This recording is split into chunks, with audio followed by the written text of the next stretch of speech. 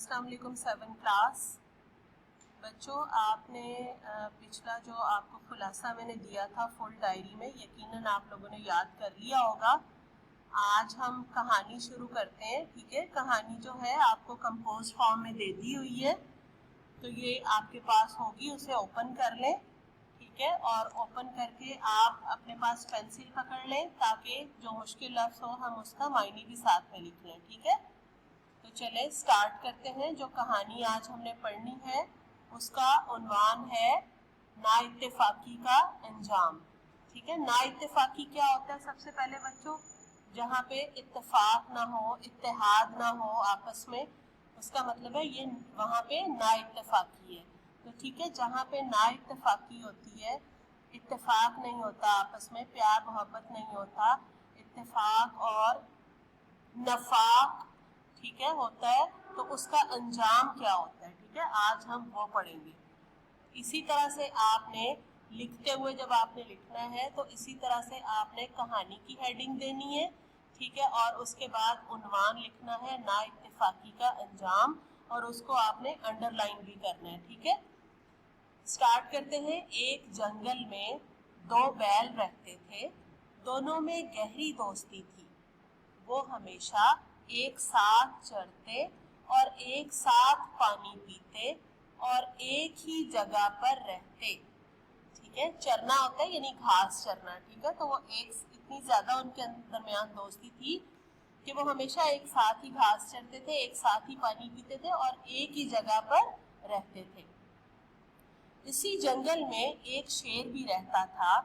ان موٹے تازے بیلوں کو دیکھ کر اس کے دل میں ایک دن خیال آیا کہ ان کو اپنا شکار کرے، لیکن جب بیلوں نے اسے اپنی طرف آتے دیکھا تو فوراً ایک دوسرے کے ساتھ پیٹھ جوڑ کر کھڑے ہو گئے۔ اب جس طرف سے بھی شیر حملہ کرتا، اپنے سامنے بیل کے سینگ پاتا۔ آخر وہ گھبرا کر بھاگ گیا۔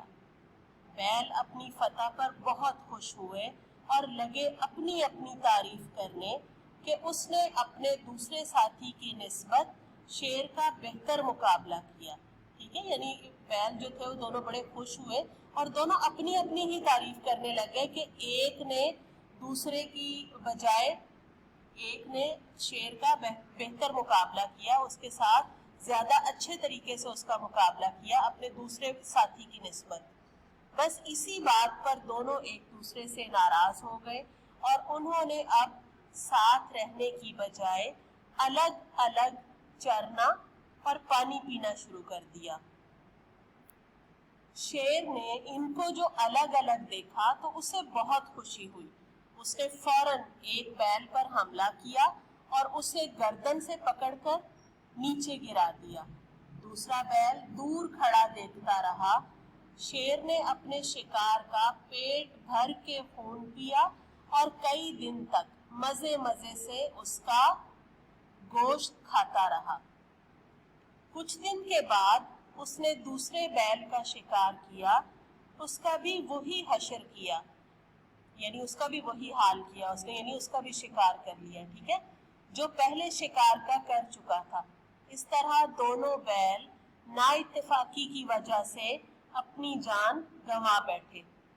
اخلاقی نتیجہ، نا اتفاقی کا انجام اچھا نہیں ہوتا، یا آپ لکھ سکتے ہیں نا اتفاقی کا انجام برا ہوتا ہے، ٹھیک ہے؟ اسی طرح سے آپ نے کاماز میں اس کو لکھنا ہے، ٹھیک ہے بچوں؟